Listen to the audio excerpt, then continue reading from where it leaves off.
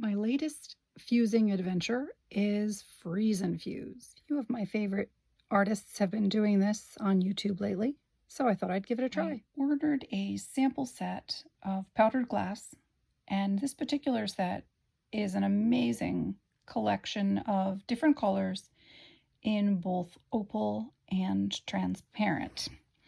And because I'm using powdered glass, I also had to upgrade my mask.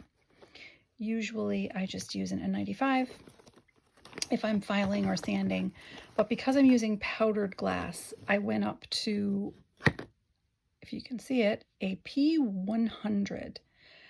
I think this is the updated version of a HEPA mask because I didn't see HEPA masks anywhere. All I could find is the P100s. It is vented, but you're not breathing in any glass through this thing. It has a part here that makes it seal to your face. Fairly hard to breathe through, fairly uncomfortable, but at least I know I won't be inhaling any powdered glass. As usual, when I start something new, I get a few extra supplies. I found a few different firing schedules on YouTube, and the one I used ended up being a little bit too hot. While they're nice and shiny and they came out great, they were spiky. So each piece did require a little bit of filing around the edges to get the spikes off. And I think if I cool it down a little bit, I will still get a nice shiny finish without the spiky edge. In addition to the mold, I need a popsicle stick and an eyedropper to put water in. The YouTubers I watch recommend using opal powder, but I like to use a combination of opal and transparent. I start out by adding a little bit of water to the mold right in the center.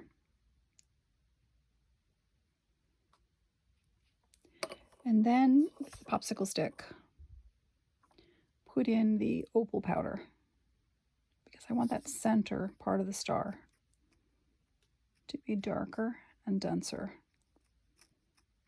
The rest of the legs. And I'm going to just mush it in there. Dry off my stick. Add more powder.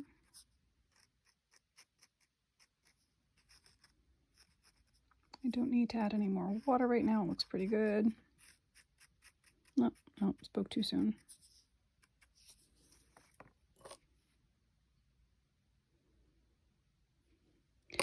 And while I'm going to tap and shake the mold afterward to get the air bubbles out, I find that if you really just manipulate the glass with the popsicle stick, just push it around, put it exactly where you want it, tap while you're doing it, you'll get rid of some of the air bubbles along the way. After I get the opal the way I want it, then I add the transparent powder on top.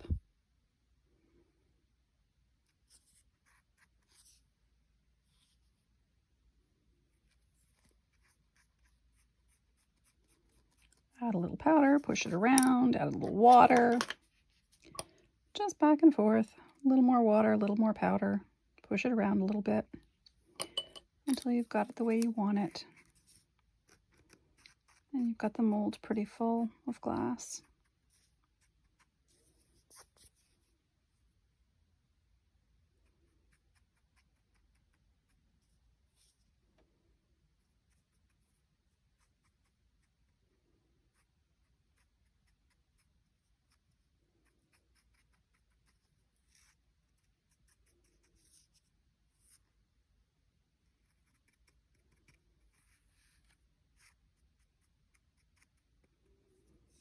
And then you want to tap the mold.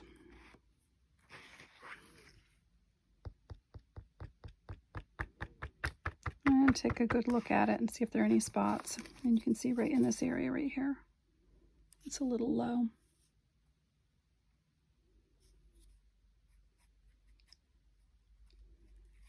So I tend to work toward the center and then pull it to the edges. Again, tap, tap, tap, tap, tap, tap, tap, tap, tap. The water will come up to the top. And you want to dab that off with a paper towel. And tap, tap, tap, tap, tap, tap, tap, tap, tap.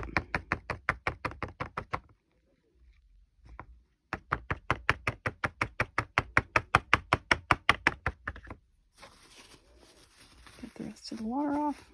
And then it is ready for the freezer. Okay, we'll see if we can pull it off this time.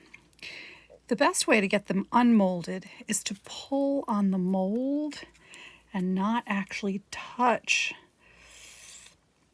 the glass until the last second. See how beautifully that popped right out?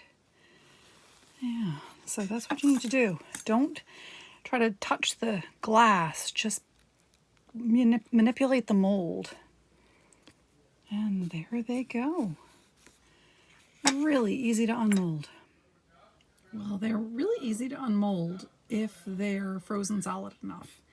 Because the first time I tried this, it took so long filming or getting ready to film that they softened up too much. So you have to get them right out of the freezer, manipulate the mold and don't touch them, and then set them on a kiln shelf for the next 24 hours. I sort of bumbled my way through the first 2 attempts at freeze and fuse, and they turned out pretty good. The second set is in the kiln with an adjusted firing schedule. The third set was a complete mess, and I had to just crush them up and start over again. But here we are, set number 4, and they all came out of the mold really well. So now they have to sit on this kiln shelf for 24 hours to thaw out and dry, and then I will pop them in the kiln tomorrow. So this morning the kiln is finally cool, and these are all stuck to the fiber paper, so I'm not getting people to get a good look at them. They turned out really well. Still a little bit spiky, much better than the last group, but still a little bit spiky.